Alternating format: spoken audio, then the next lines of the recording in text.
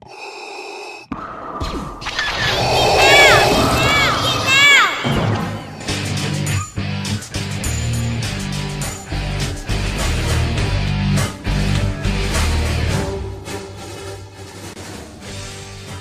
welcome to Geeking Out.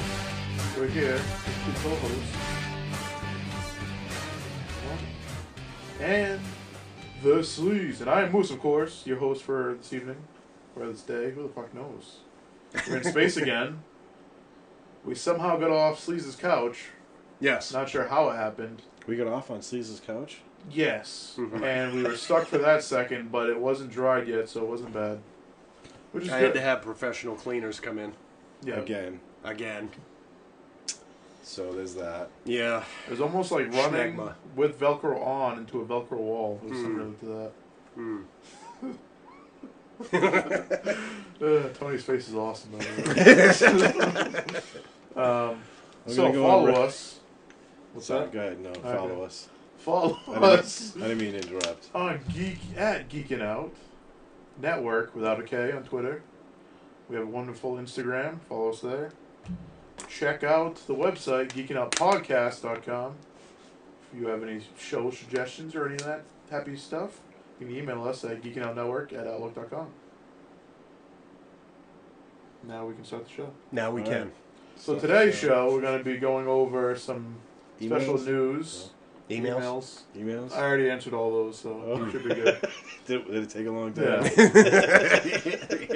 At least a few hours, at least.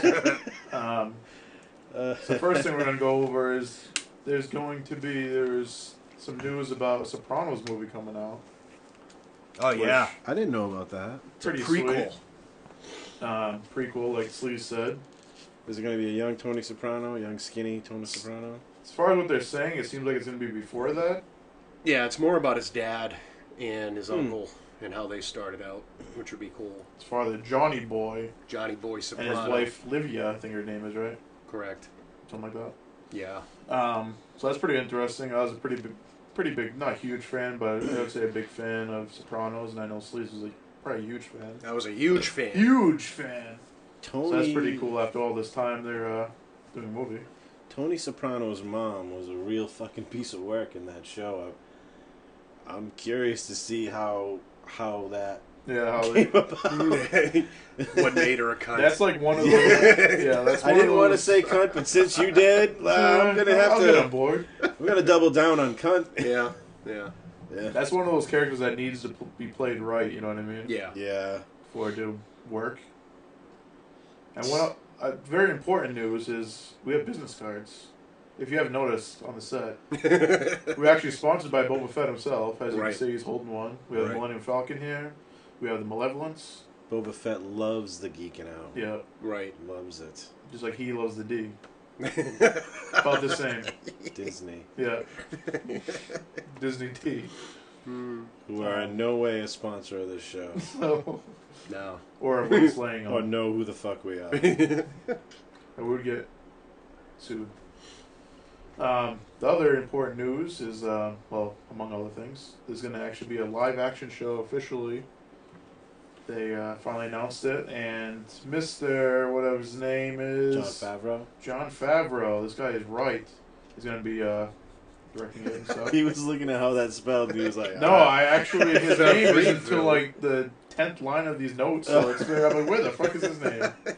But I would have fucking butchered that name, so thank you for me either way. But it worked out pretty well. Favreau? Favreau? There's an F in there, that is for sure. His name's John. John F. Yeah. So he's been in the Clone Wars animated series and the upcoming solo Star Wars story. Some roles in there, I'm not sure how big. He's been in them? That's what it says here. Huh. My notes are never incorrect, so it's probably true. Well, he's a pretty successful director in his own right too. I mean, he's awesome. Yeah, he did Swingers. He did fucking Iron Man. Iron Man what 2 else as well. Yeah. He did The Jungle Book, which was successful, Yeah, the newest one. Right. Swingers is a fucking classic. Fucking love that movie. And he's producing. He's actually producing the new Lion King, so I mean that's Yeah. Live Obviously, action? Is it live action? I'm I not think it sure. is actually. That's the I way think they're it is, going with actually, things yeah. lately. They're making them live action. Yeah. So, I mean, Jungle obviously Book. that puts a lot of trust in him for that, 'cause the movie was huge, like, when it came out. And obviously, Star Wars live action, which is going to be for their streaming service whenever that comes out. So, more money I have to spend every month, which should be interesting. Yeah, I'm trying to figure out how I'm going to work all that out. I'm just gonna cancel my cable at this Yeah. point. I did. It's more expensive now, it seems like. Like, all these Is cable even $10 worth it there, anymore? $10 there. Probably not. I mean, yeah, it's like 100 and something bucks for cable, or almost 100 depending upon what you got. I have like basic, just regular local channels, and it's almost 100. Yeah. And except I have HBO too, so I can watch Game of Thrones. But after Game of Thrones, I mean, really, why am I watching HBO? So, what I do with Game of Thrones is they'll have like a free weekend or something, or a free week of HBO randomly. Yeah. Like, usually after the season comes out, so I'll just binge watch it for that week and not pay for anything, which is nice. That's what I do. And try to stay off social media so I don't fucking get any spoilers as much as possible. But I'd rather see it, obviously, when it comes out, and maybe I'll have to get it or something so we can actually talk about it on the show when it comes out for the last season, which would be interesting. Speaking of HBO, those guys, D.B. Weiss and David Benioff, are getting their own Star Wars series or something, which would be fucking awesome. Oh, yeah, we haven't mentioned that yet. That will be fucking awesome. So basically, it's going to be Star Wars for 25 years at least. Yeah. Yeah. If not more. There's so much content out right now, and there's just so much more coming. Well, It's ridiculous. we're in a bubble right now. There's going to be tons of stuff, and then some of it's going to be awesome, some of it's going to people that hate. But once the bubble pops, it's just going to be shitty Star Wars stuff. Yeah. Things are going to be great right for a while. I mean, there's a lot of controversy over the last movie, but I mean, Yeah, the thing is, it's made a lot of money. When it comes down to it, made a lot of money, and people are talking about it, either positively or negatively. True. So it's still, people's minds or whatever, and you still either way, however you feel about the movie as a whole, you're still gonna go and see the last one of the trilogy. We still got mean? Dave Filoni doing stuff too. He's got something in the works. You can tell. And the way he did Rebels, which you could actually start to finish go through his story. I mean, I don't see why they wouldn't give him another project. Right. As long as he's up for it. The Rebels was kind of like his baby in a way, if you think about it. Most of Rebels was done after, if not all of Rebels was done after George Lucas sold, right? Yeah, because that was, they quickly, as soon as they bought or whatever, they quickly got rid of Clone Wars and made their own thing, which was Rebels. So that Rebels is what happens when you leave Dave Filoni to his own devices without George Lucas's influence. Yeah. And I'm gonna say that I'm cool with that. Yeah, definitely. Yeah. Yeah, I think at this point he has pretty much free reign because of the success of the things he's done. So, Yeah. Well, which is fine by me. No one is allowed to put Ahsoka in any kind of media without Dave Filoni's permission. Like, you can't put her in a video game, a book, a comic book. Yeah. You can't put her on a fucking mug without Dave Filoni's permission. Yeah, and I'm good with that.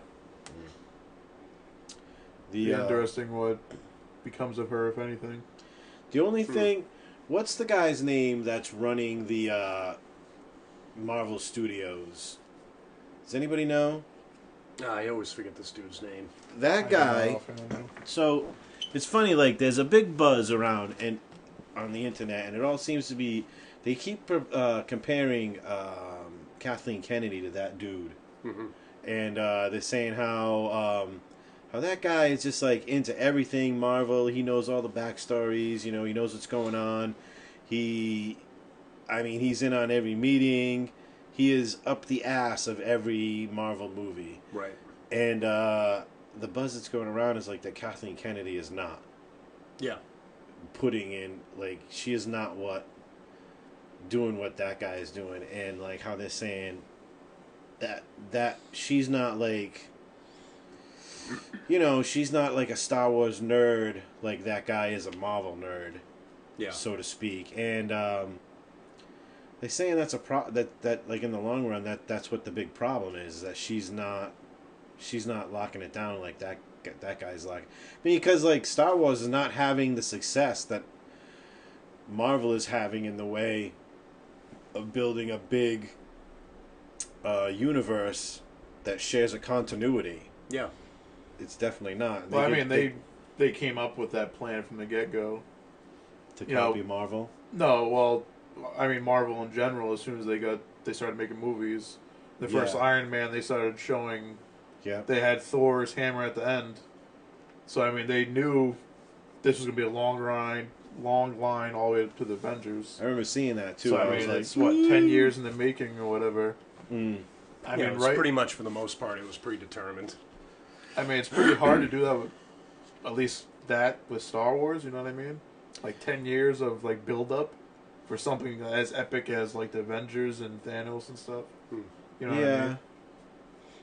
So, well, I mean, you could say it's the ground. A lot of the groundwork has already been set, but I see a point. We're only at the beginning of laying the real groundwork for a big, expansive universe that covers just so much.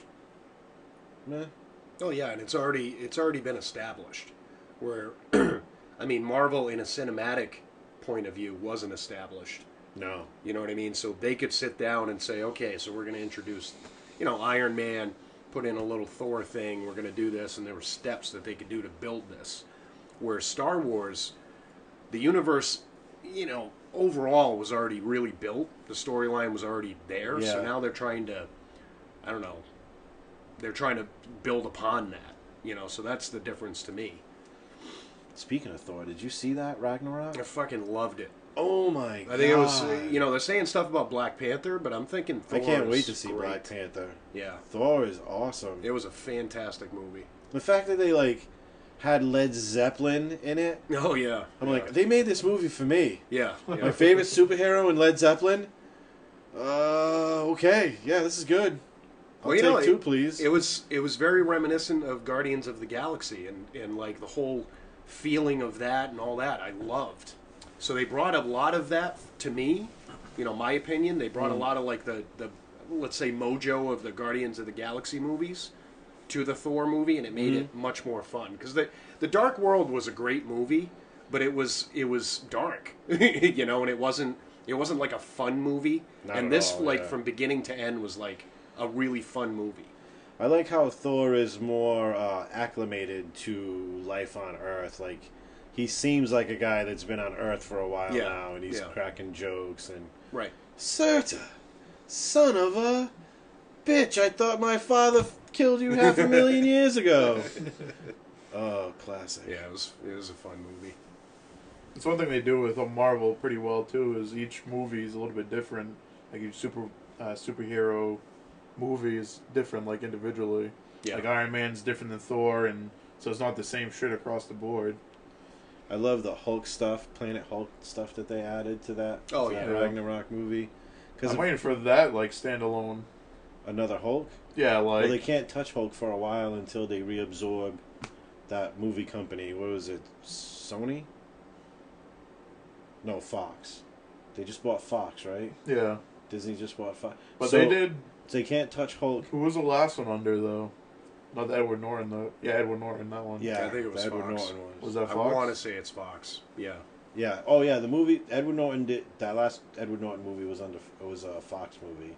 But those that movies one wasn't bad, but this wasn't they were under good. this I wasn't like that under the one. Marvel or the Hulk, the current Hulk or whatever you want to say. Yeah. No, but those, I get the impression that those Fox movies are not canon, but canon-ish. I don't know. they're they gonna kind be of at count this them. point. They kind of count them, but Well, I mean, like we talked about before, the Fantastic Four are now under the Disney umbrella Right. because they were Fox. No one has Surfer, all these fucking awesome characters. no one has gotten Fantastic Four right. No. The I best don't really like them that much anyway, but I'm the most important Yeah, person it's a ever, hokey. but- It's a hokey comic thing. I never was into it too. I actually I liked watched the them. last one and I didn't mind it. Like, a lot of people thought it was just fucking horrendous. But I didn't mind it.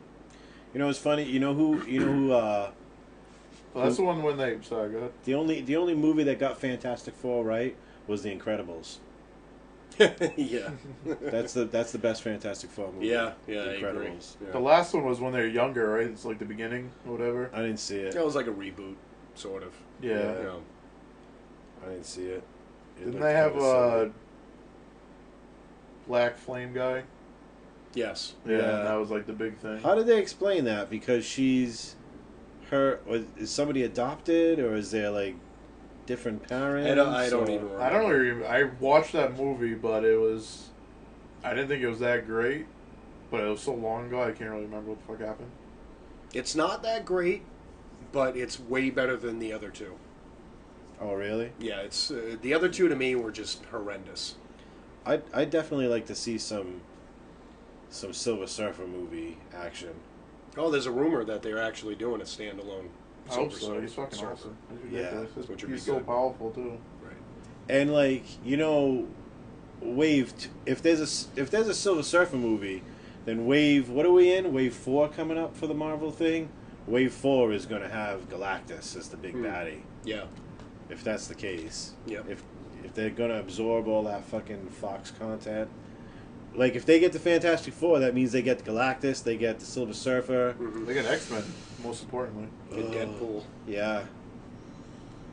Deadpool, yep. Deadpool's the only one I'm nervous for, because the first one was so good, and it was rated R, and Disney does put out rated R content, Yeah. but I just don't want them to fuck that up. Like, Yeah. I think that they can only do better with the X-Men and with the Fantastic Four and everything else, but Deadpool was so spot on that I really hope they don't fuck that up. Do you think they're gonna just what's the word I'm looking for? Just start from scratch with the X-Men? They're gonna keep any of the new actors that they brought in, like I wouldn't. the girl from Game of Thrones. yeah, Yeah, I wouldn't.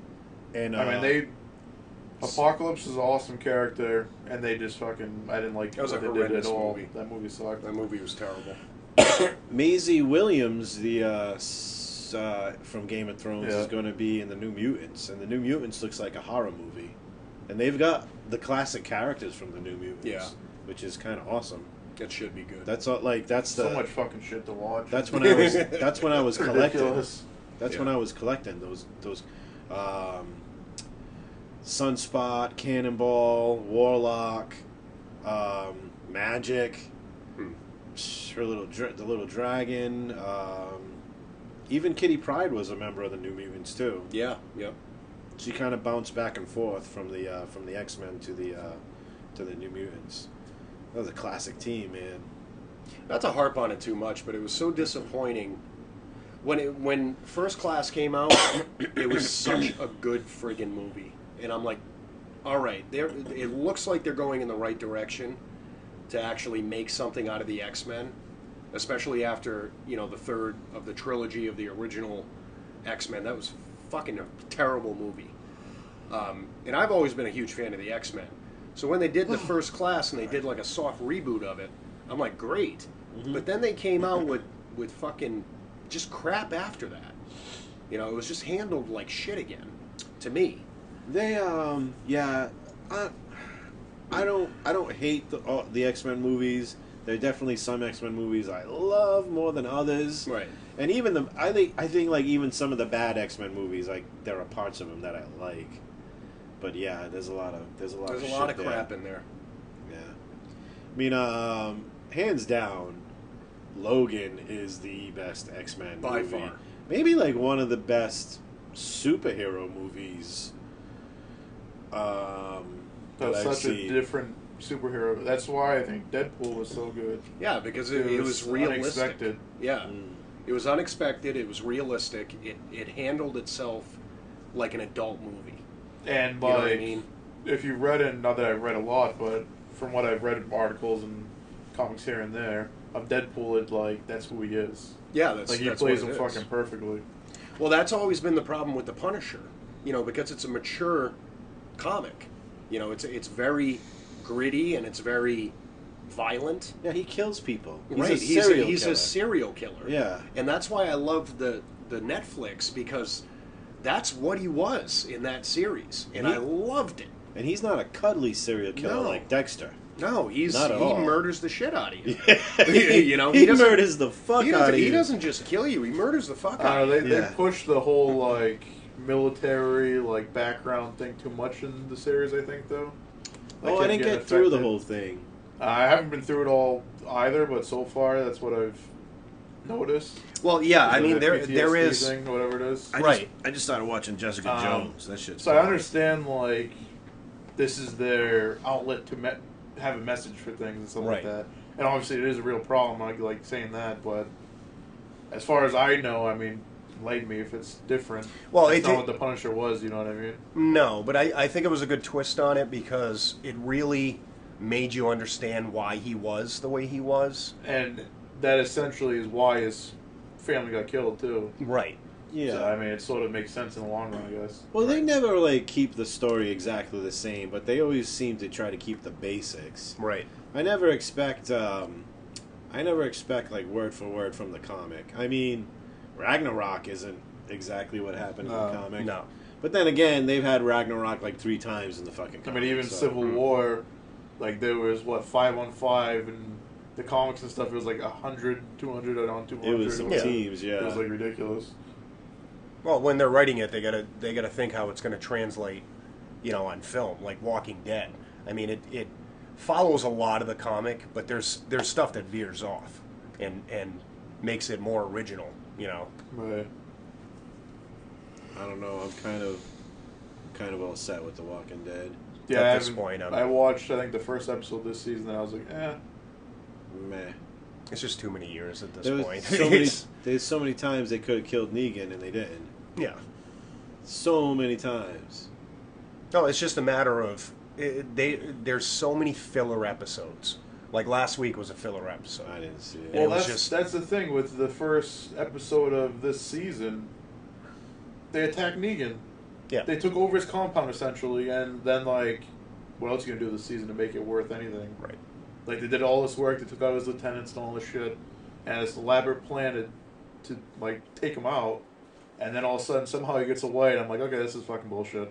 Oh, I don't even watch this anymore. You know what it is to me? It's a long process to get to an alright, like, final thing to what they were fucking getting to. You know what I mean? It's like you have to sit there through, like, 7 or 8 fucking episodes. Most of them are fillers. And then the end result is like, nah.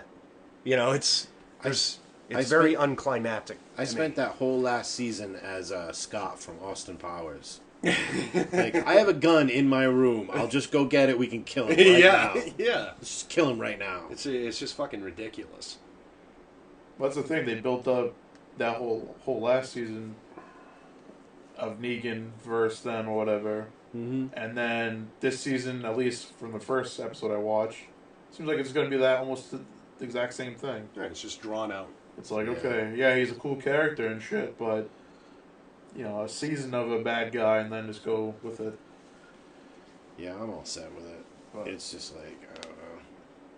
But whatever. But I feel that's one of the shows, like, they can never, I mean, obviously it'd be boring, but they can never just be, like, peaceful and have, like, a good life and just go through the regular struggles of zombies or something. It's always, like, the next big, like, villain or something.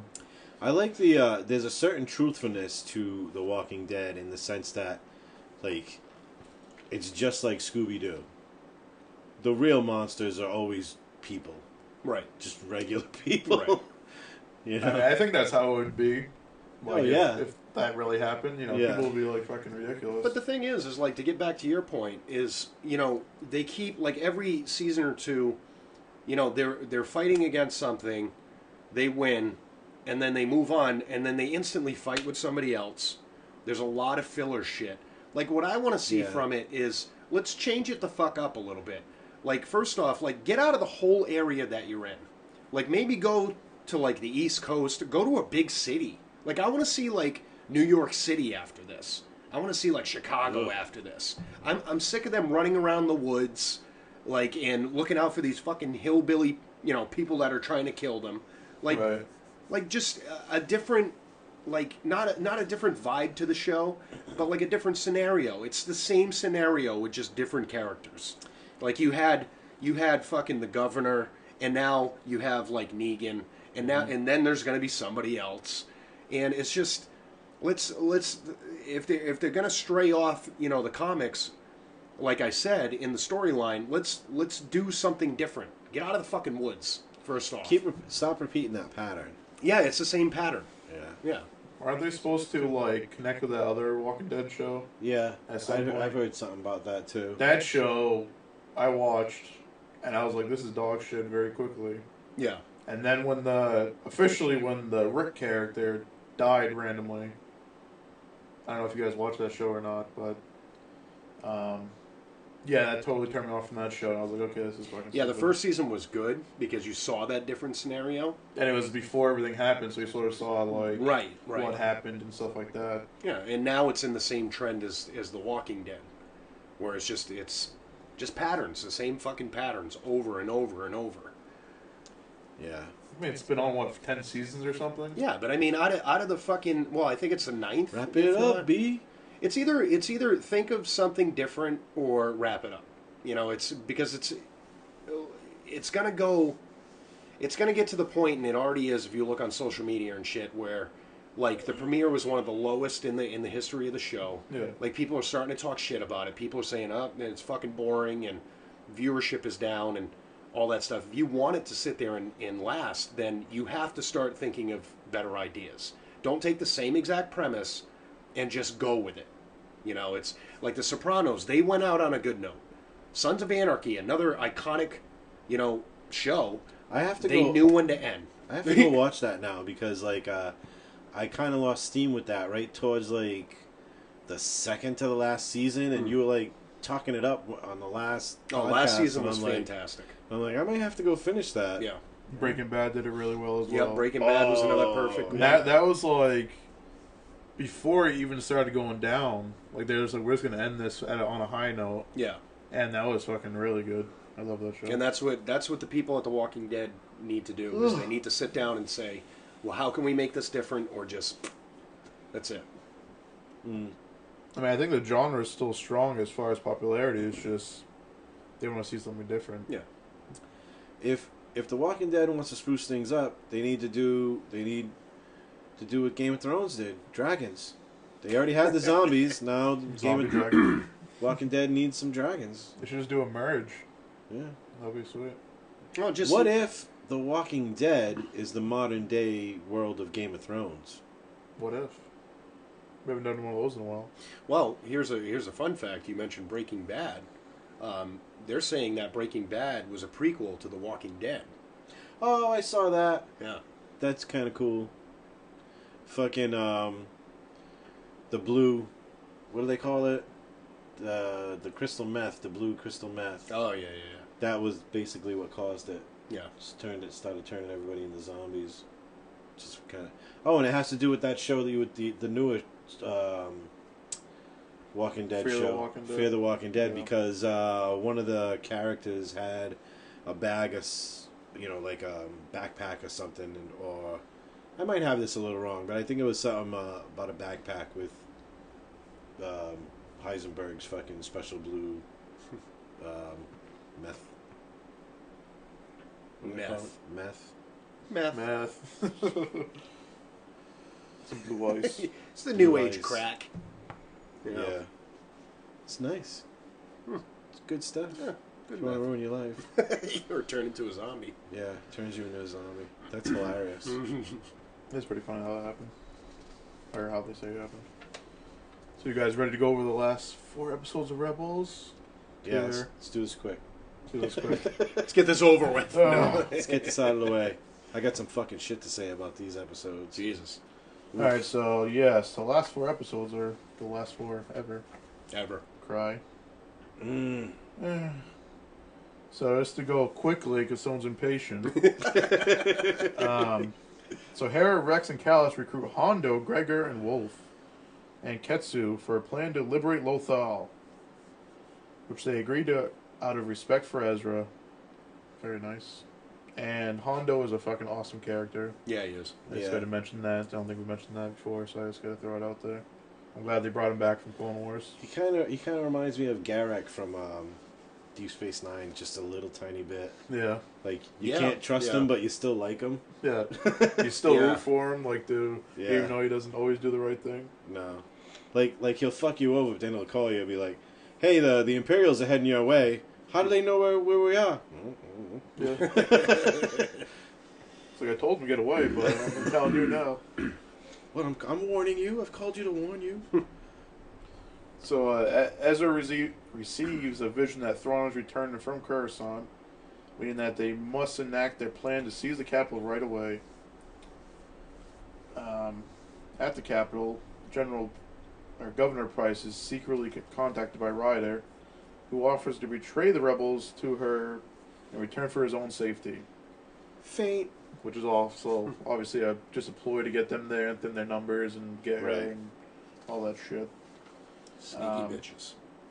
So this is actually the second to last episode that I'm reading instead of the ones before that because I'm awesome. But we'll continue on this. Let's see, where was I? Price and Ruck lead an assault force on the rebel base, while Hera attempts to return with reinforcements. But she must first slip past the Imperial blockade. So she does the Millennium Falcon special of being on the back of a Star Destroyer. She gets on like the side of like a cargo ship or whatever. Mm-hmm. Get past the blockade. So that was pretty cool to see. Oh, that was all Hondo's playing too. Yep. Yeah. It's like usually I don't get hit by one of these things, Yeah. a few times or whatever. Now, the only thing I question about that is, so all those Star Destroyers showed up, and they're looking to wipe them out and stuff. Then all of a sudden, a supply ship comes. Wouldn't you think the military would say, "Hey, fucking hold on a second. You know what I mean? Like, we got to handle this shit." Was that only me? I think that was part of the plan. Like, the military obviously is going to do that, but they're eventually going to let that ship go through. Like, you're exactly right. The military is going to fucking stop them. Yeah. But Hondo is banking on the fact that, like, yeah, they're obviously going to let the supply ships go through, too, and drop shit off. Yeah, I'm guessing they were expecting the ship, too, so it wasn't like it was a surprise. Yeah. No, but I'm saying, just in case, like, there's been so many scenarios in Star Wars where something gets through with either somebody, hijacking a ship or holding on to a ship and blah, blah, blah. I would think to myself, like, hey, just to be safe, let's hold off on the supplies right now. You know what I mean? Yeah. I was thinking that the whole time. Because you never know, like... No, I see a point, because you never know. Somebody could be, like, dropping off a bomb for the rebels or some shit. Right. But if they get the right credentials and whatnot, I don't see letting them through. I'd be a little more skeptical about the supply ship leaving. I'd probably want to, like, search it before it left, make sure you're not bringing anybody with you. You don't have to, you shouldn't be. Yeah. I mean, how many times do stormtroopers do stupid shit and get tricked and all this other stuff? That never happens. Right, but how many times have they stolen, like codes and all that stuff? I mean, that cargo ship could have been filled with like 500 rebel, soldiers. And just because they give the credentials, they're like, go ahead. Like fucking land on the fucking planet. I don't know. I thought that was a kink in the military strategy of the Empire. Especially when you have a blockade on the planet. Right, you have a blockade on the planet, but you're like, fuck it, we'll just, Yeah, I see a point. Like, if it wasn't so, like, locked down at the moment, then yeah. I would say no in, no out. That's it. During normal times, you could probably do that, but probably not, like, during that time. But hey, either way, move the story along, right? Yeah. Indeed. I didn't think about it that way. Thanks for ruining it for me. Yeah, no problem. I was totally lost in the moment in that. It was just instantly I thought that, like, wow, this is fucking dumb. Like, just dumb. And I know that was probably the only way that they could, do what they were trying to accomplish, but I'm like, there's a lot of choices that the Empires, like, make that is just like, are you fucking retarded? I have a theory about getting past the blockade. Okay, so here's the planet, and the blockade is usually right here. Right. right? Around. To the right. Yeah, can we just go to this side of the planet? Yeah, I thought that where too. they're not, where the blockade isn't. Right. Can we just do that? Because I literally thought that. So, like you said, planet here, blockade. So here comes the ghost. Fuck that, I'm going this way, going into orbit on the other side of the fucking planet, and then I'll just fly there. Same thing. I assume that there's a blockade around the planet. Well, yeah, that's what you have to assume, yeah. But Same thing when any rebels are leaving a planet. There's like, Imperial ships parked on the side of the planet, and the rebels always go through Right through it. Can just go to the other side of the planet. Yeah. you think of Empire Strikes Back when they're shooting the big ion cannon to get through the couple Star Destroyers. Exactly. Let's go the other way. Yeah. How about not go that way? Yeah. Can we get someone else in charge of this? Go to the other fucking side of the planet and get the fuck out of there. Yeah. But, If they're blocking that door, let's go out this door. right. If I get someone coming to murder the shit out of me, and they're at the front door, I mean, common sense is I'm going out the back door. I'm not going to go out the front door. I've always kind of had that problem with Star Wars movies, but Yeah. I let it go because, they have lightsabers and stuff. Yeah. Yeah. Right. Anyway. So the rest of the episode is, the Empire actually gets the upper hand on the rebels and captures them. And then Ryder reveals that he was just lying to Governor Price. Hera then arrives with the ghosts and their reinforcements, while Ezra summons the Lothwolves to aid in the battle, which is a pretty cool scene. They start ripping the stormtroopers to shreds and throwing them off the cliff and stuff. When she shows up, the music Oh, the musical score was The great. music was right straight from the movie. Like, Yeah. oh, that was awesome. Speaking of that, John Williams is not going to be doing Star Wars anymore. That's true, yeah. Which As is long as he finishes this movie, the 9? What are we up to? 9? yeah. As long as he wraps up with 9, I'm cool with that. We I could mean, use the guy He from the must be fucking. pretty damn old now, right? I don't know how old he is. Yeah, Yeah, he's like in his 80s. we can use the guy from the Rebels. That guy's doing great. I mean, Or like even if- the guy that did, Rogue One. I mean, that was a beautiful score too. I mean, Oh, was it John Williams? no, not for Rogue One. No, he's Huh. sticking straight to the episodic stuff. Oh, okay. So he's not going to do any Han Solo, anything like that. But yeah, go back and watch Rogue, and just pay attention to the score. I mean, there's other people that can accomplish Yeah, close to what he does. I think they figured out what Star Wars is as far as obviously there's a lot of other good movies that have good music in and stuff Yeah. too. So, But like the kind of music but that obviously makes he's it stuff, iconic yeah. to the series. Yeah. I don't know. There's something about the music that he wrote for those movies is just. No, it's even any of the Ugh. movies. He did Jaws. I think he Yeah. did E.T. There is a difference, and I'm wondering if they're gonna sort of keep him on as like an advisor to maybe the new guy that's gonna helm. I don't know. Yeah. I'm sure the red carpet's out for him right now. So. Right. Yeah, that guy can write his own ticket. Yeah. So the Imperials are swiftly defeated and Price is captured. But Ezra reminds everybody that the battle to liberate Lothal is just beginning. So that's actually the second to last episode. So we have 2 episodes before that I didn't go over because I'm fucking awesome. So we'll go over those Should number your quickly. pages. Yeah, probably. Yeah. Probably. A little bit of Yeah. organization. Yeah. We're Yeah, still okay. working through the kinks, Yeah. guys. It's our first show, so Yeah. what we're doing. Yeah. Huh. We'll get it. We'll get it. We'll get it someday. Episode 342. Yeah. That'll be our pinnacle. Yay! So Wolves at the Door, episode 12. With the aid of the Lothwolves, Ezra, Hera, Sabine, Zeb, and Chopper head for the Jedi Temple, which they find being occupied by a mining guild excavation team led by Imperial Minister Haydn, who is very close to penetrating the temple secrets. Sabine and Ezra interpret an unearthed mural depicting the Mortis gods, father, son, and daughter, which we saw before in the Clone Wars, and we talked about multiple times in this show. Yeah, I'd like to say we called it on that. Yeah. I don't remember exactly what we called, but we called Yeah, something we about the definitely Mortis gods. we're the 1st Mhm. ones to say Definitely. anything about anything. Yeah, it's definitely. just us. Nobody else. Yeah. They The weren't on the smartest internet. people Yep. Yep. collectively. Yes. Something like that, yeah. Hmm.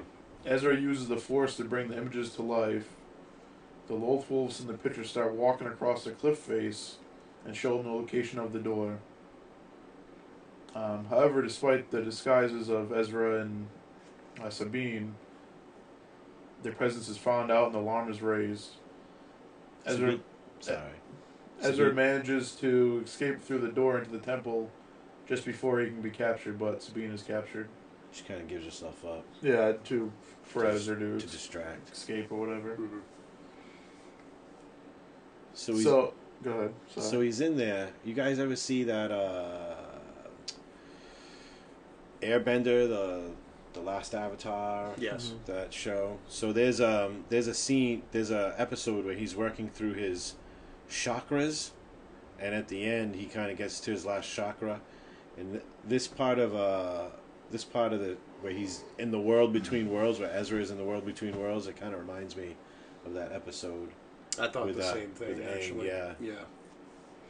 What's cool about that is like the animation changes with like the father, son, and daughter, and then the wolves. Like you can see, like they have like a weird animation to them, Yeah. different than the normal Rebels thing.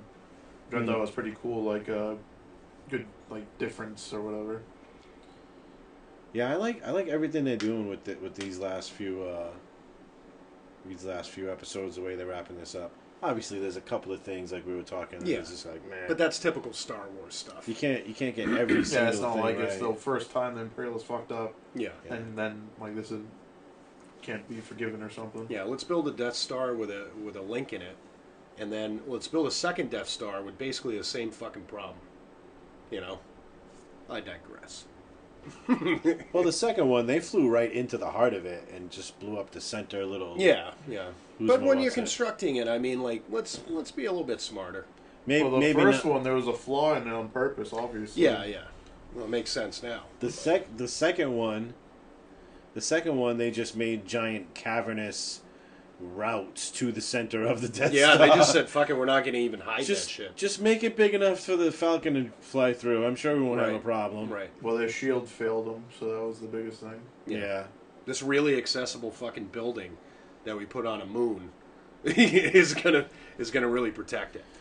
You know, I'm no science guy, but couldn't you just put the force field on the fucking Death Star? You would think.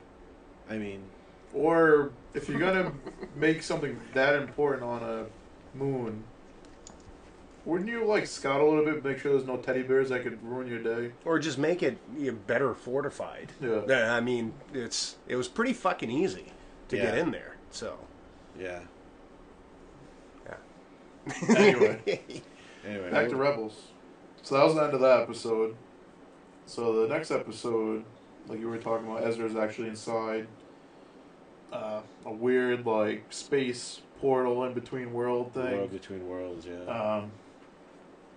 So Sabine ends up being questioned by the leader of that little group, Haydn, or whatever his name is, and asked to interpret the pictograms he has found within the Jedi Temple. And they sort of like figure out what needs to be done to close the portal after.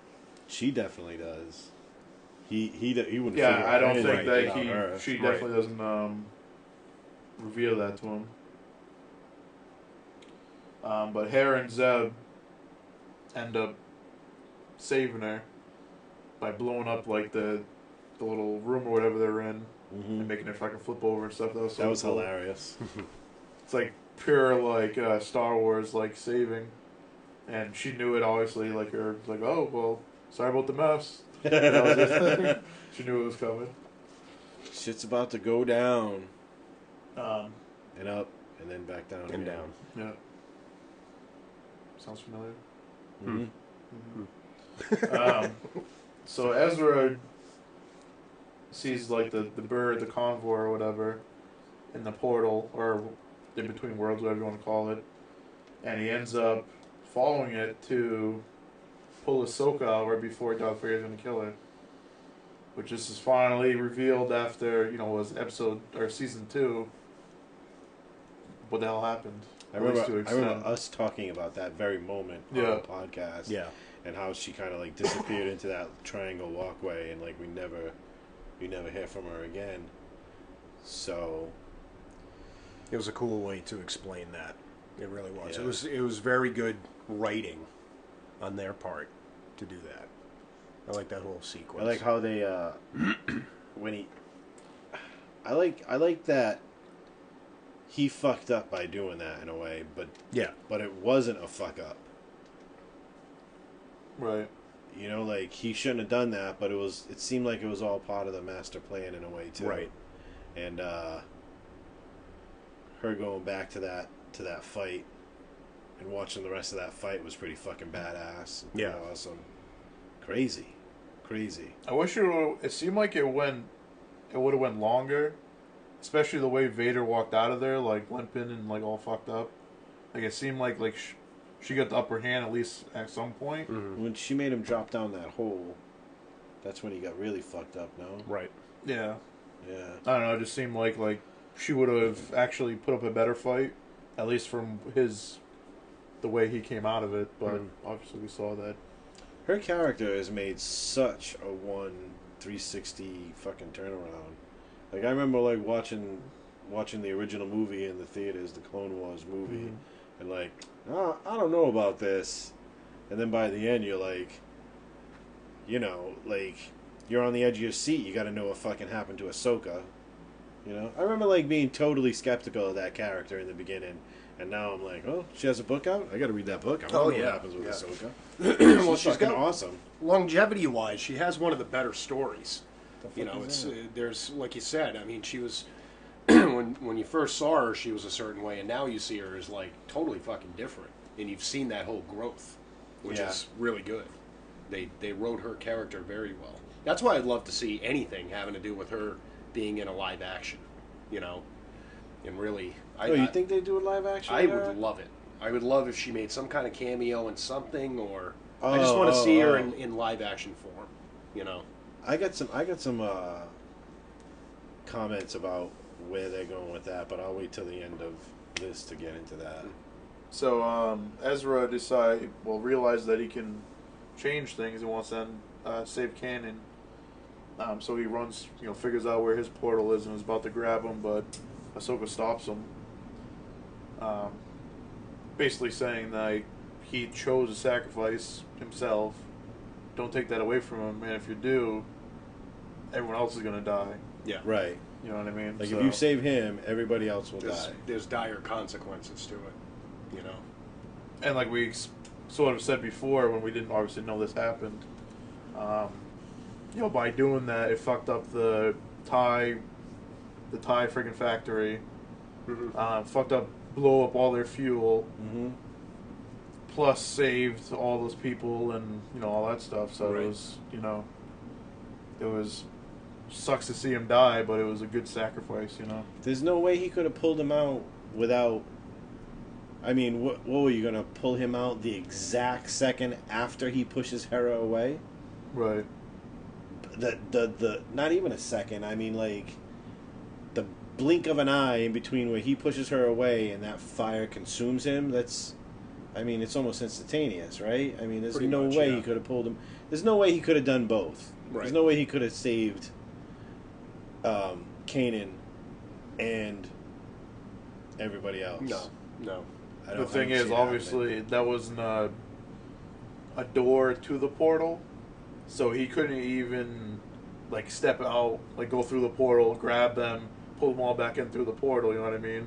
Like, with Ahsoka, he just, like, grabbed her quickly. It wasn't, like, a step out, oh, how's it going? And then, so I don't think he could have got back into where he was if he actually... He was, like, right next out. to Ahsoka when that happened, right. but he was That's kind what of I'm far away from Kanan, yeah. No, it was also, too, I mean, with Kanan's situation and Ahsoka's, there was a lot going on with Kanan's whole scenario. Yeah. That you really had to think about. As Holding far as back an explosion, right. for Christ's sakes. Right. But as far as, like, Ahsoka, it was more like, hey, I'll fucking help you real quick. We're just going to get her out of that way of that fucking lightsaber. Right. I mean, it was strictly to probably save her life. Definitely. He definitely saved her life. Without any kind of consequences. It's... Yeah. Where with Kanan, I mean, the timing had to be good, or you had to, think there was much more going on. Like, it was a destiny thing with Kanan. It wasn't so much a destiny thing with Ahsoka. You know, And I definitely think Kanan. I'll wait. I'll wait until the end to really comment on this. But I definitely think that Kanan knew exactly what was happening Right. and did everything purposefully. Well, I think that's the case anyway. Even if we said that last episode that we were talking about before we even saw these episodes, like Yeah. he was, shaved his head. He gave Ezra the reins or whatever to make the plan because he didn't want to mess up anything.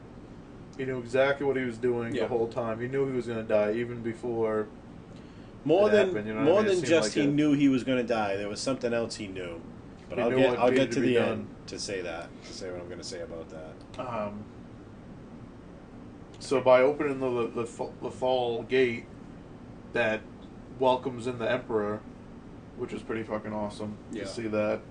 And he actually ends up, chasing, not like running after, but chasing Ahsoka and Ezra with like some dark friggin' essence or whatever it is. I'm not sure exactly what it blue is. fire? Yeah, that blue fire. Yeah, shit. that trying was to crop badass. dust him. He was That's what doing he Sith magic, silk alchemy, and whatnot. Yeah. Which you did see him do in Clone Wars a little bit, but obviously in the movies you really haven't seen him do much of that. But it's definitely a cool aspect of his character. Which to is see him do that. which is something reminiscent of the Witches of Dathomir too. Right. They've done similar things like that. Some people don't like that about Star Wars. It makes it too like Dungeons and Dragons-y. But I mean, that's what it is. I mean, I actually like it. I like it. The I way that think they it's had really Palpatine in the Clone Wars and Rebels, he was more going into more of the dark side. You only saw a little bit of it in the movies. Yeah. I mean, as far as like any kind of like Sith stuff, the only real like Sith knowledge that you got from him is like when he was sitting with Anakin in Revenge of the Sith, and he's explaining Plagueis and all that, but you didn't really see, or hear of any, like him going to the dark regions or being interested in, like his fucking crystal ball thing he's got in Rebels and all that shit. And you didn't really get to. I love that type of shit. That's what I like the books for, because it delves more into that. Yeah, there's a different aspect of light and dark side than just friggin' lightsaber fighting and stuff. Right. It's right. sort of There's like something you see Yoda, meditating all the time. You don't really see a lot of other Jedi doing it. It's sort of the same thing that the Emperor does, the scrying and all that stuff. The dark side. Right, and I actually think it would have been better for Sidious if they would have done more of that in the prequels, at least. Obviously not so much in the originals. No, He's barely seen in the original. Yeah, so. but I think that was something they totally missed the bus on for the prequels. Is it would have been more interesting to see how Sidious really became Sidious. In a sense, he is doing it in the original movies, but behind the scenes. Right. Not literally in the original movies. I don't mean to say that, but Right. just behind the scenes, he's definitely doing it. Yeah. What's next? So Ezra and Ahsoka get away, and Ahsoka goes back into the gate that Ezra pulled him out of. Yeah, pulled her out of. That blue fire was chasing them. Yeah. Yeah. And Ezra gets away through the Lothal one. So they get away barely. And the one thing that's interesting about that, there's a lot of other doors, so it leads me to believe that there's other portals around the universe. Yeah. Plus, this is the first time in Star Wars that there's time travel to extend. So it's going to be very interesting how they do this and if they do it correctly. You know what I mean? It is time travel, but it's not exactly time travel. Yeah, it's almost like a dimensional thing. Yeah. But there hasn't been something that you could change the past or nothing like that in Star Wars before. Yeah, definitely not. But I remember, I forgot where I read it or whatever. Someone explaining the Force, like that whole thing with when Darth Vader was torturing Han Solo. So that whole incident, you're told to like think of that incident as a drop of water hitting a calm pool of smooth water, and all the ripples are like, so that drop of water happened at a specific time, and time goes in both directions from that where that drop of water landed, right? And all the ripples go in both directions. So even though that happened, Han Solo getting tortured happened in one specific point in time, the effects of it, the ripples, the disturbance in the Force went in both directions in time. Right. So that's why Luke was able to see it happening before it happened or after it happened, or even like the reason why you're able to have visions before they happen and whatnot. So I mean, that's like the message in any time travel movie or show is, oh, don't change anything. Yeah. Don't step on a flower. Don't do this because it's going to affect everything down the road. So And in a sense, the whole scenario with him wanting to save Kanan, that's basically what was being said. Is like, there's a lot of shit you can change by doing this. So you better not. Mm. But one touching moment, or whatever you want to say too, was you wanted to say what I want to mention rather. Ahsoka was like, "Oh, you can't save your master just like I can't save mine." So I was just like, "Oh, Ahsoka." She can't save him. Yeah. She can't save him. I remember thinking, like when she said that, I remember thinking exactly that. She can't save him, but it doesn't mean he can't be saved because he was saved, which made me think: can Kanan be saved, but not by Ezra, or whatever? I don't know. Yeah. Maybe he already is saved by being the Doom Wolf. The Doom. Well, I think he's saved because he did what he wanted to. You know what I mean? It wasn't like You're right. Yeah. he could have just not gone, like, I'm just going to stay here. I don't feel like doing that or something. You know what I mean? But in the long run, that gave Ezra what he needed to finish off, which we'll explain, talk about later. So Ezra goes through the portal, and with Sabine's help, he knows what to do. Move the sun's hand to close the portal. And when he does that, essentially the temple goes away. And instead of that big pit that they're all, excavating and stuff, it's just all flat ground. Which is fucking cool. Yeah. It was. And, another touching moment or whatever, Hera's like, oh, he's really gone now, isn't he? And you see the Doom Wolf, in the right on the horizon, in the distance. Just looking one more time, and then he turns away. And it's like, now you finally know that Kanan is fully gone. It's like, what the fuck? So he stood there long enough just to make sure they followed through with that little part of it, I guess. Right. It's like, it wasn't bad enough that you saw him die and all that shit with his eyes and all that stuff. But now, he's officially gone. I did go back and rewatch that very closely, by the way. You saw it now? Yeah. Yeah. Yeah. It was a very, very nice touch. It was. It was. It was very, very. Like, it would have been great either way, but that, like, put it over the edge for me. Yeah. You know what I mean? Not to go too far into it again, but. Don't get me started. Don't talk about it.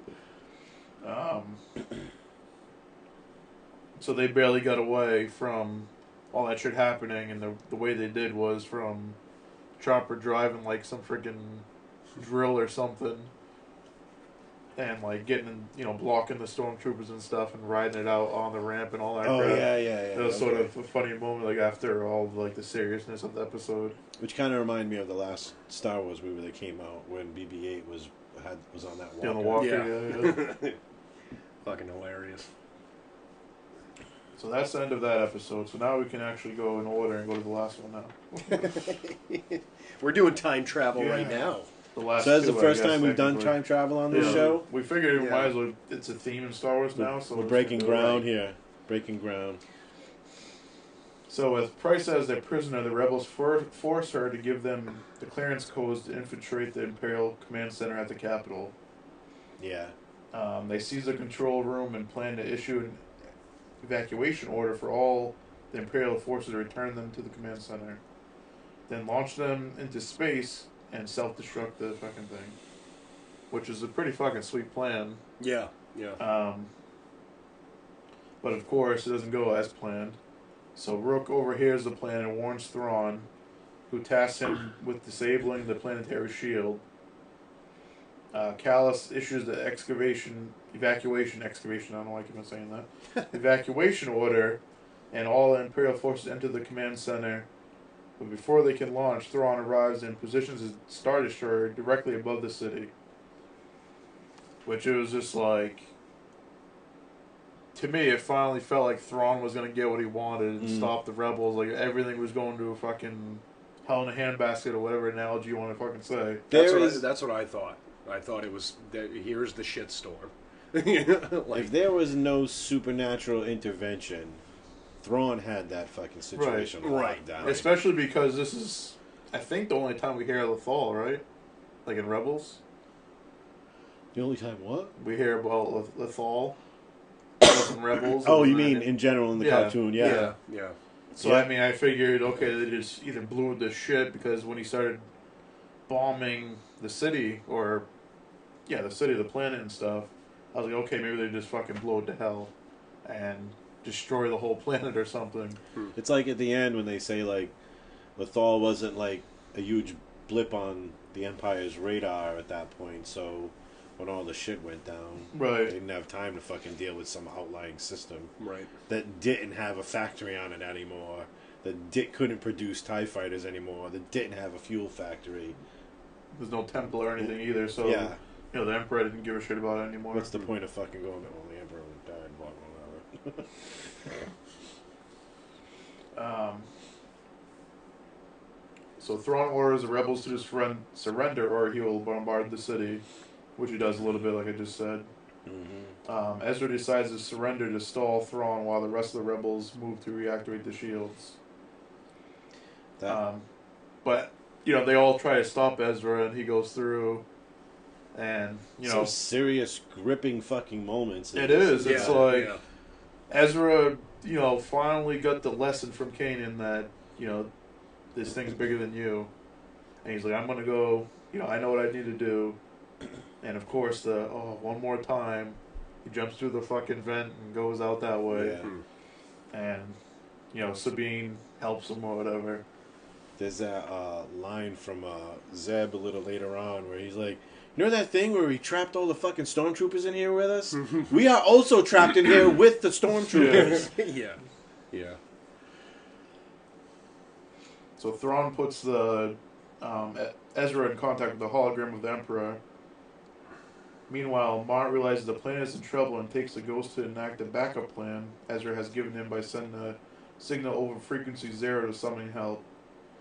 So, in the long run, Ezra knew all this shit was going to go wrong and had Mart fucking be prepared for it and save the day because he knew what was going to happen. Right. That kid Mark, that's that Admiral's fucking nephew or something, right? Yeah. Okay, I know. All right, that's exactly where I thought it was then. Yeah, all right.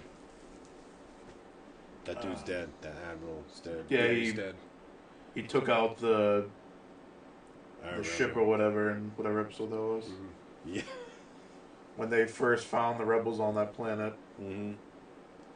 So they could get away. That dude broke formation against the Imperial.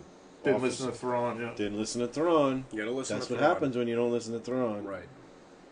Thrawn knew that was going to happen. You shouldn't have fucking moved. In this episode, one of the best things that I've heard Thrawn say and do was like they were so certain of their plan, and he was just so calm and collected and said, "Oh yeah, well if you do that, I'm going to do this. Yeah, I'm going to wipe everything out." Yeah, and it made him even more badass than I thought he was. Like that whole fucking scene with him and Ezra, like talking. He's like, "Well, I'll start killing the fucking civilians here."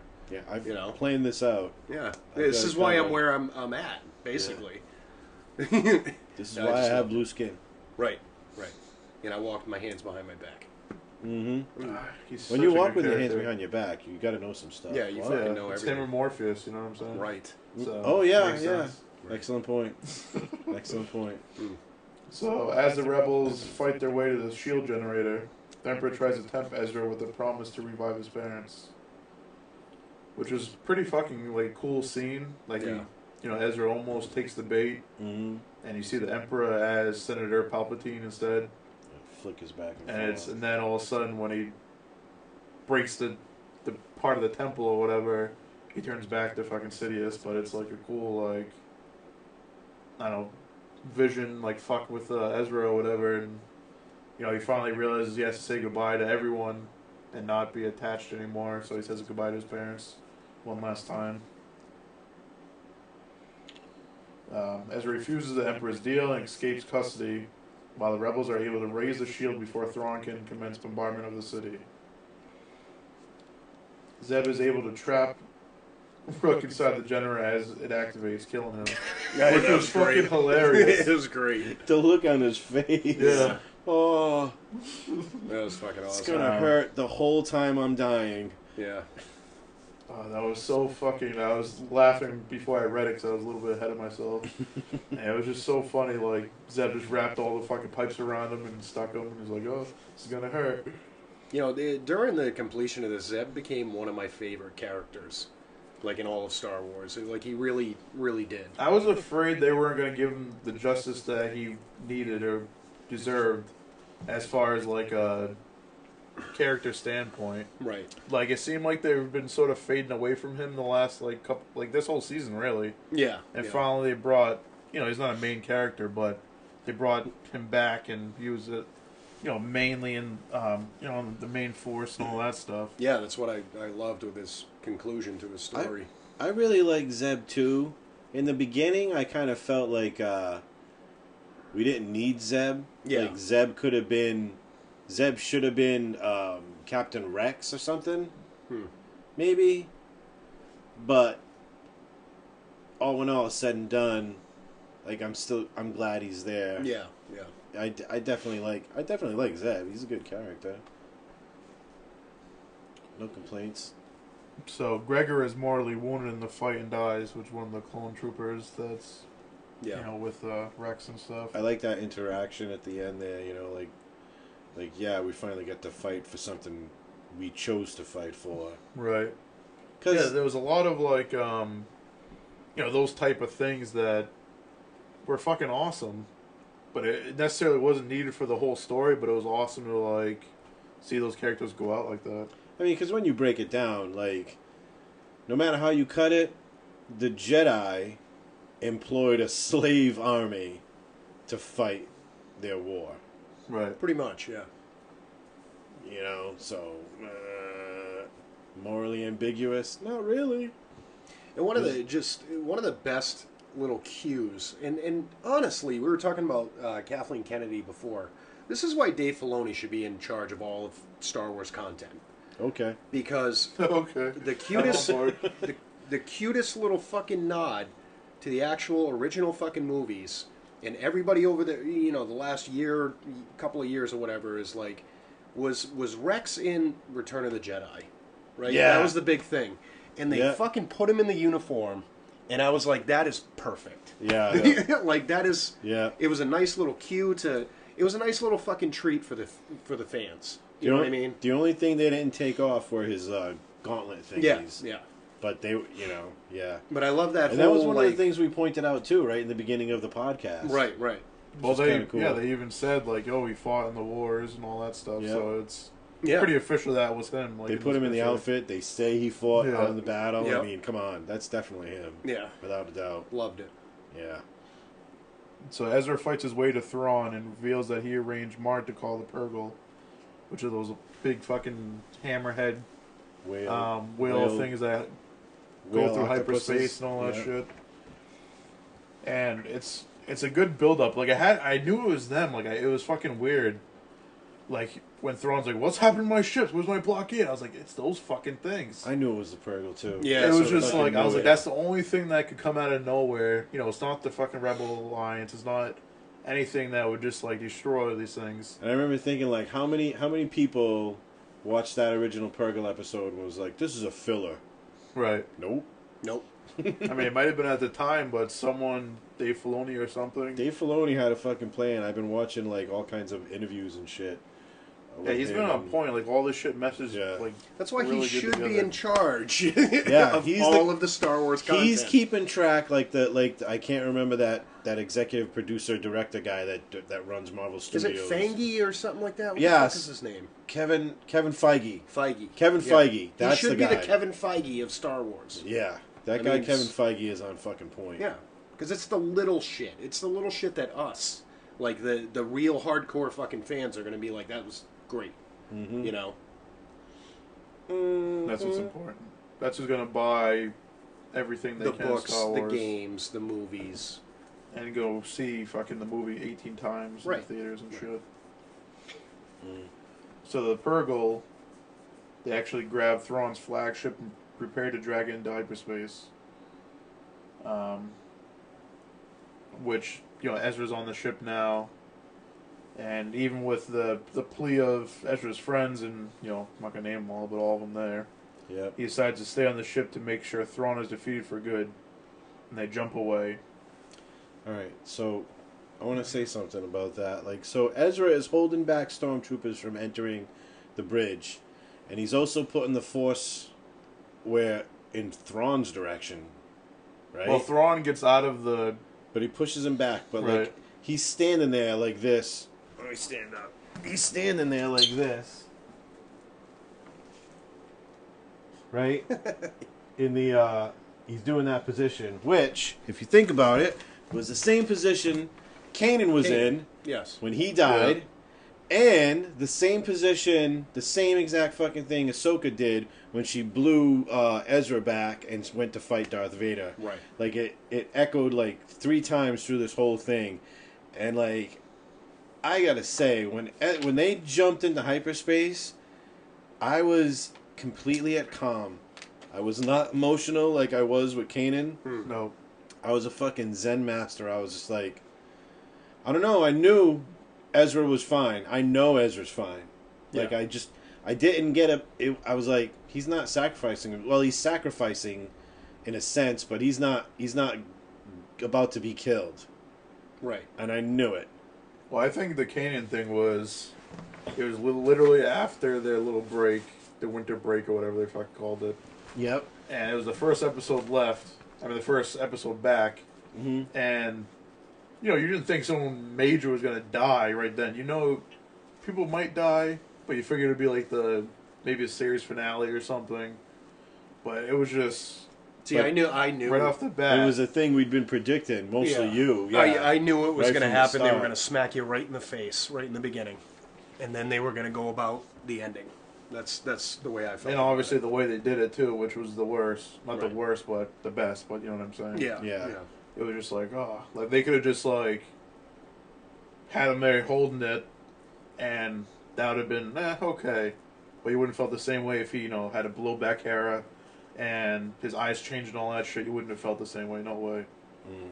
Well, the way that, and I thought of this right when it wrapped up, and I'm trying to really make sense of what they were trying to tell you throughout the 4 seasons, and I compared it to the Clone Wars in the sense that the overall story of this, I think, was the dynamic in the family aspect of all the friends. It wasn't so much the Empire versus the Rebels and blah blah blah. And in the end, that's what it told me. Where the Clone Wars, there was a lot more filler episodes. There was a lot of I think they were wondering where they wanted to go. They also had George Lucas looming over the entire project. The episodes didn't come out in a chronological Yeah, order. it was fucking all over the place. You didn't. I mean, I think what that series was trying to show, in it, just out of all the chaos that it was you wanted to see basically Anakin as a hero. You saw him in Attack of the Clones becoming, basically a Jedi. And then the filler in between Revenge of the Sith, they wanted to show you Anakin Skywalker as, the hero of the Clone Wars. And that worked, because I definitely liked Anakin from the Clone Wars. Right. And it did what it was, I guess, supposed to do. Because when I go back to watch the movies, I'm like, oh yeah, he's a whiny cunt in the movies. Yeah. He's totally cool in the fucking cartoons, though. Right. I love him in the cartoons. Yeah, if you watch the cartoons and then watch Revenge of the Sith, he's a much better character. You know, if you go from Attack of the Clones to Revenge of the Sith, you're like, how did he get from this whiny fucking twat to like this? Like, it's unbelievable. Like his character that they change him into, where he's, you know, General Skywalker, and now he's going to be on the fucking council, and you're like, where the fuck did this come from? Yeah. Plus, you can show his like how good he was as far as a Jedi. Yeah, like, this is pinnacle. He's shitting all over like masters and stuff in reality with like his plans and what he does and all that stuff. So it shows like that he's just naturally gifted. He's the chosen one. You know what I mean? It's a natural talent. So in like the movies, you don't really freaking see it that much, at least. But you know, like I was saying though, out of Rebels, I think the reason why people like the original trilogy is it was a camaraderie. It was people. You watch a journey of a group of people, you know, from point A to point B, you know, and that was the enjoyment of it. And it was very much Rebels, I think, emulated that very well. Yeah, and it brought definitely. you the feeling of the original trilogies, where it was like, this is a family unit. They started off, you know, individually. They grew to like each other. There were different dynamics, and towards the end, that's why I was completely happy with the ending of that season. Or the series. I agree with you. I definitely think it had that element. I think it also had like element of a couple of other genres that I like. It almost a little tiny bit reminded me of Firefly. Yeah. And some of the interactions with Ezra and Kanan reminded me a little bit of that old Kung Fu. Remember Kung Fu? That old show Kung Fu. Yeah, absolutely. I like those parts of the show that reminded me of those other shows I thought were great too. Yeah. And I think that was the problem with the prequels is there wasn't like a camaraderie. I mean, yeah, you had the dynamics between Anakin and Obi-Wan that could have been way better. But there was no camaraderie. Yeah, there was no like not till the last movie kind of a little bit. Right. But I think if they would have built that better in Phantom Menace and they would have built that better in Attack of the Clones especially, you know, when the final scenes happened where it was like, I'm gonna fucking kill my apprentice, well, my master or fucking apprentice or whatever, that would have meant more. You know, the end result would have meant more. You know what they had camaraderie? The original Clone Wars cartoon with that we talked about last time. Genndy Tartakovsky. Right. That one. Yeah, you just didn't see it on the when they're waiting outside that base and like Obi-Wan's sitting there in the rain and the fucking freezing his ass off and then Anakin shows up. He's like, "Hey, I got some food and I figured out how we're gonna break into the base." Yeah, you know. Yeah, it's little things like that that's gonna put it could builds tell a better story. You could tell they've been in the shit together for a long time. Yeah, you know. Well, it's like there's a book I have. I think it's in between. It's one of the books in between Phantom Menace and I think Attack of the Clones. It's called The Approaching Storm. I read that one. Yep. Yeah, and there you really felt the dynamics between them. You know, because what was the plot for that one? I can't remember. I don't truly. It's been years since I fucking read it. Yeah, me too. But it was basically they were on a mission to a planet and they just got thrown into the shit. And you saw the dynamics of them, just like the scenario you were just saying, where it was like they really had to work together to get through shit, and like you felt a friendship in the book. That wasn't the one where they ended up on the planet meeting up with Barra Sophie. And, yes, it was that one. Yes, yep. Yeah, that one was a great one. I like that one. And and you saw the dynamics between them and. And there was one thing where there was one part where the herd animals got riled up and like one of the Jedi ran across the top of the herd animals. That was a pretty badass. Yeah, that was a very very underrated book. Yeah, that was a good one. Barriss Ophi and what was her master? Luminara and Dooley. Yeah. That was a cool character. Yeah, he was a cool character. Where are we in the episode? Yeah, where are we going? The last part is that they actually went through with the plan to send out the command center up into space and blow it up. Just fucking awesome. Which is cool. General Price decided to stay with the ship or go down with the ship, I should say, or whatever you want to say. Yeah. That line from Ryder, like, she's like, "No, I'm staying with the Empire till the end." He's like, "Well, that'll be a couple of minutes." Yeah. Later, stupid. Yeah. And let's see what else we got. So of course Lothal is celebrating after it blows up, Mm-hmm. because they know that the Empire lease is gone for the time being.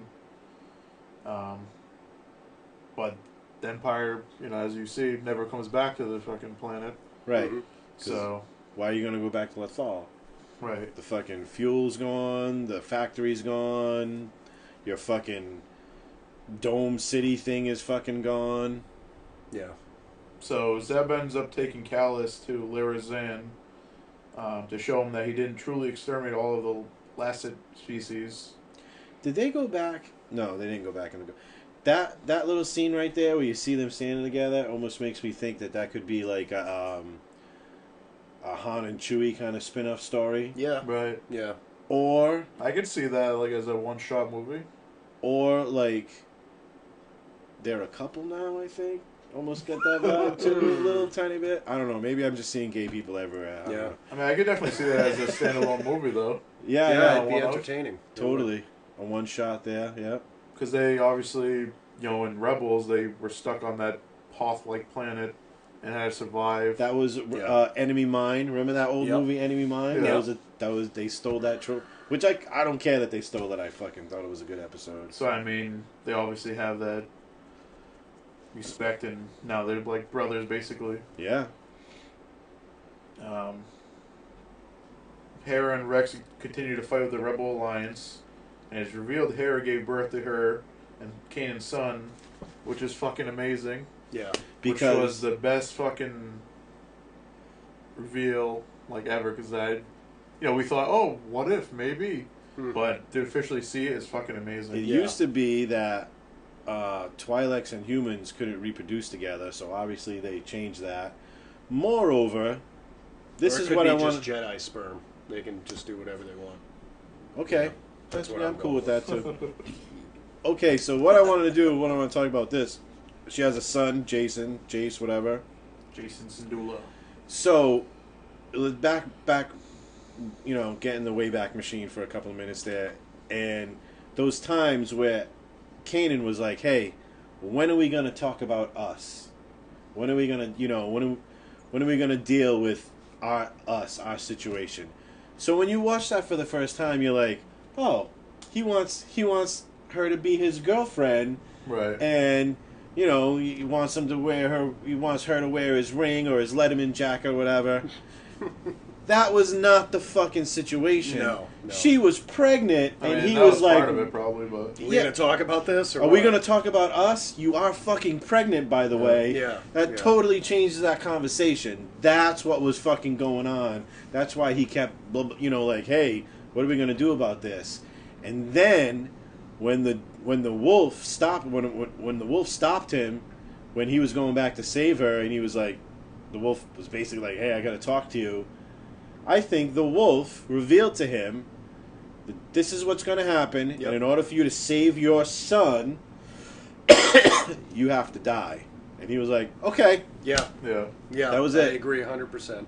That was it. I think that's what made him just be laser focused into knowing exactly what he had to do. Exactly. I mean, we talked about in the episode the difference he is. He's like, "Oh, I have to turn back. I don't give a shit. I have to turn back." And then as soon as he runs to the wolf later on in the episode, and he gets him out of the sewer, he's like, "Oh, come on, guys, let's go.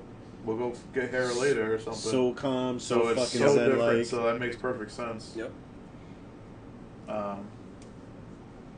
So we'll go back to that, but just the last part is Sabine teams up with Ahsoka, which Ahsoka's alive this whole time. She shows up looking like fucking throughout- Gandalf the White. Yep. Throughout the Battle of Badass. Endor and all that stuff, so she, obviously wasn't in the movies, but she's still alive, so they can potentially do something with her. When did And she show Sabine. up? I wonder. Did she show up after the Battle of Endor? Yeah, they mentioned the Battle of Endor, then Yeah. she shows up with Sabine has the little haircut now. No, I mean like, when she came back from her little sabbatical, wherever she was, which maybe she was on Malachor that whole time or whatever. But when she comes back from her sabbatical, was it right then and there when she meets up with Sabine, or was it? I mean, like, was she involved with the Battle of Endor? Does she meet Luke Skywalker? I mean, like, does she just show up for a couple of minutes, meet up with Sabine, and be like, "Hey, we gotta go"? The way they You know what I explained mean? it, there was only Captain Rex and Hera that were still in the fighting. Right. So I don't think Sabine or Ahsoka were. I'm not sure. She if, stood like, on Lothal to protect Lothal. Right. I'm not sure if Sabine and Ahsoka like almost instantly decided to go and look for Ezra, but that was like the last thing in the show or the episode, whatever you want to say, that happened. Here's something to think about. So if now we know that Ahsoka was there throughout basically the Battle of Endor, let's just say that. Maybe. Maybe. Yeah. So one of the biggest things is like, I well, don't see how she wouldn't be though. yeah. One of the biggest things to me that I've always, heard about, and I've seen people talk about it online and stuff, is the difference in Jedi training that Luke had from Empire Strikes Back to Return of the Jedi. Because he basically went from having a couple of days, you know where I'm going, having a couple of days or maybe a month or two with Yoda, right? He's barely a Padawan at that point, to being like basically a Master Jedi in Return of the Jedi. Yeah, that was a big turnaround. Ahsoka was around. Yeah, that would Could he have explain a gotten lot. some training from Ahsoka? Some physical, real training? I like where your head's at. I mean, not only that, but Ahsoka and Yoda were always cool. Exactly. Definitely. So she could have went to go see him. Yep. And I would love to hear that story, and then that's going to make all that make sense. No, it should If they're happen. doing these tie-in things to make sense, like Rogue One and all that stuff, do that. They should have Ahsoka teach Jason, or Jakin, or whatever his name is, Kanan's friggin' son. So Anakin Skywalker's apprentice teaches Anakin His son. Skywalker's son. Perfect story.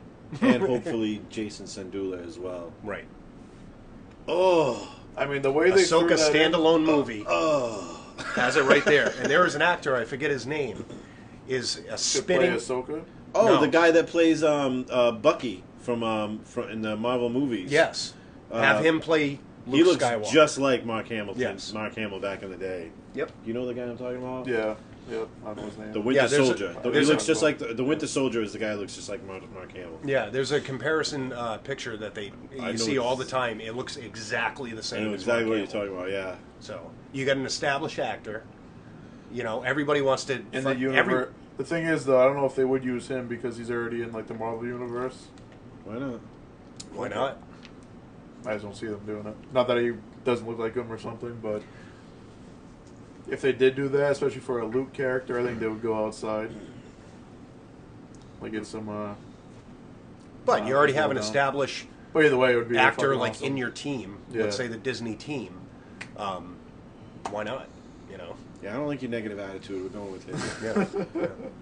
I'm just. That's why Dave Filoni should be the head of all of the Star Yeah. Wars, because he would do this. I'm starting to think Sleaze is right all the time. I am. I don't know. I'm not a fucking liar. I'm fucking right all the time. I think he gives It DJs scares to me. Dave Filoni, and then that's how he gets his answers.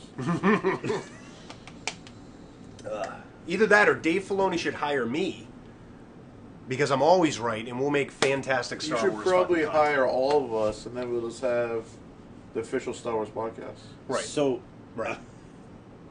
yeah. Because they don't have that yet. So Yeah. No.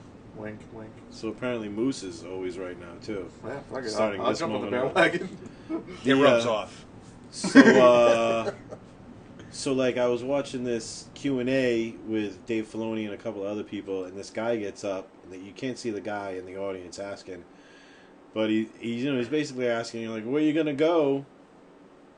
You got a new thing coming out. Where you gonna go with it? Dave Filoni is like being a politician. Yeah. Like he's answering.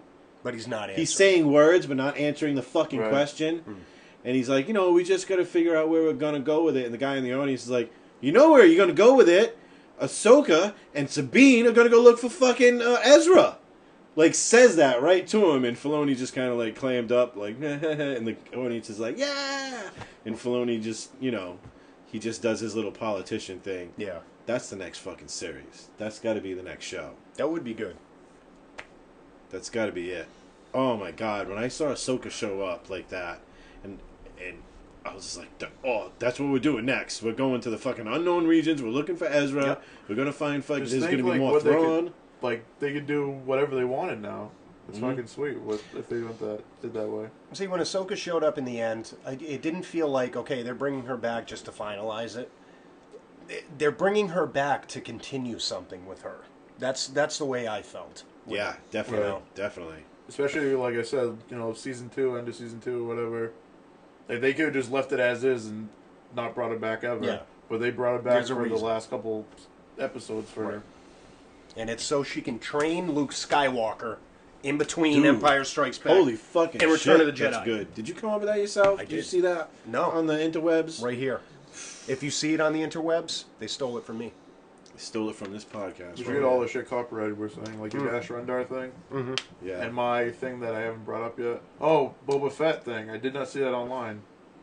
So that's my shit. Right. All right, you got one too. Right. We're fucking right, it's people. something. The look on your face was like, finally. Yeah, finally. I thought of something. Yeah. The reality is, I'm sure somebody else thought of our ideas. No, but- that was us. That was us. Yeah. I don't like your negative.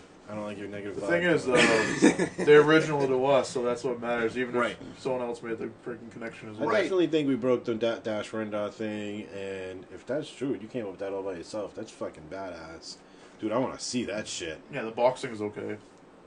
Huh? The Boba Fett thing. Yeah, no, that was cool too. Yeah, that was alright, No, I guess. think about what that implies. You know what I mean? I mean, that wasn't. They could have chose anything. He could have just been on a cliff or something. They chose that picture Yeah. for a fucking reason. They're fucking you know with what you. I mean? I mean, that's right out of that scene from 30 Rock where Patton Oswalt is talking about, like, I think he's in court somewhere, and he's like,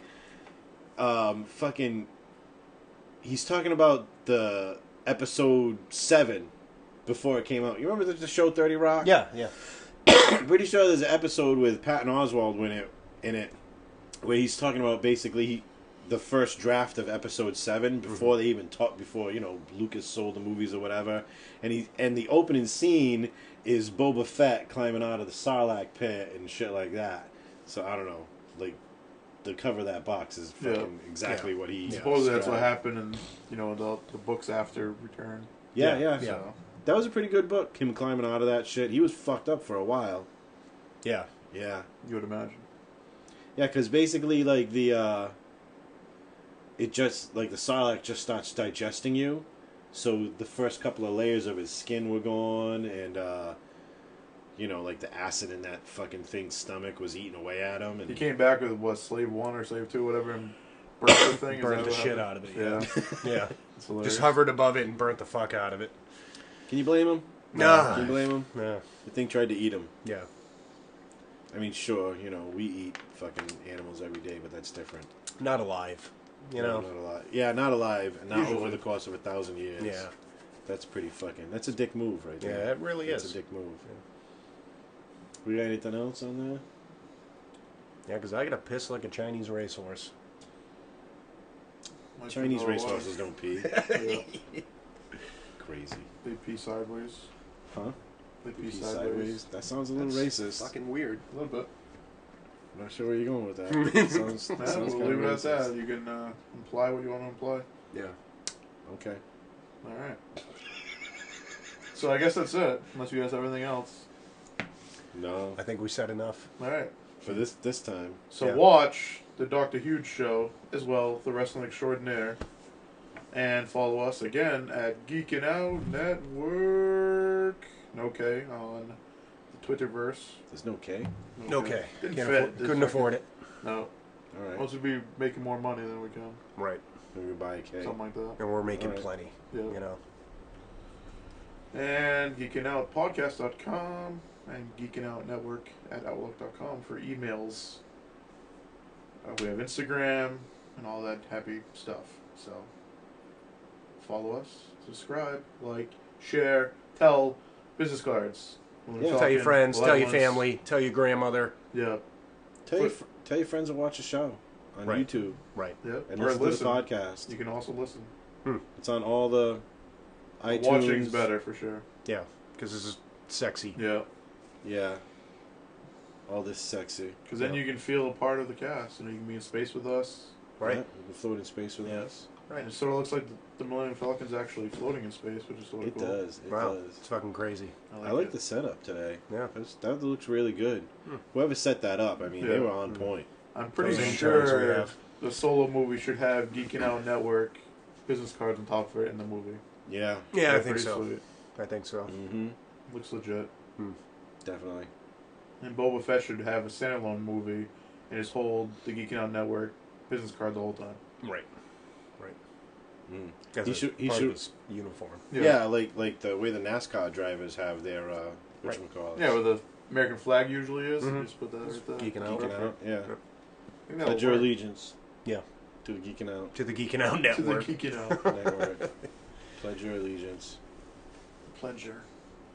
So yes, contact us if you have any show ideas or questions or what if, since we haven't gone over one of those in a while, Mm-hmm. or anything. What if Ahsoka trained Luke Skywalker? That's stupid. What a terrible idea! I saw that on the internet. You fucking. I already saw that from an asshole that calls himself the Sleaze. I hope that's true, man. I hope that's fucking true, because that would be so goddamn awesome. Yeah. Don't let us down, Star Wars. Yeah, don't disappoint me. I don't know, because she specifically said she's not a Jedi, Whatever. but She knows. She basically left the Jedi Order 5 seconds before she would have got promoted to Jedi. but she also probably has a soft spot for Skywalker. So Yeah. Well, to me, I don't think she walked away from, like, the Jedi philosophy and religion. She walked away from the organization. right, Yeah. So because I they think didn't the believe her beliefs when are she still was there. telling them the truth. Right, it's the same thing that Qui-Gon had problems with. Is he was a Jedi through and through, but he didn't like the politics of the council and the actual organization that was the Jedi. That was bullshit. Right. Bullshit. That was bullshit, man. Bullshit. Anyway.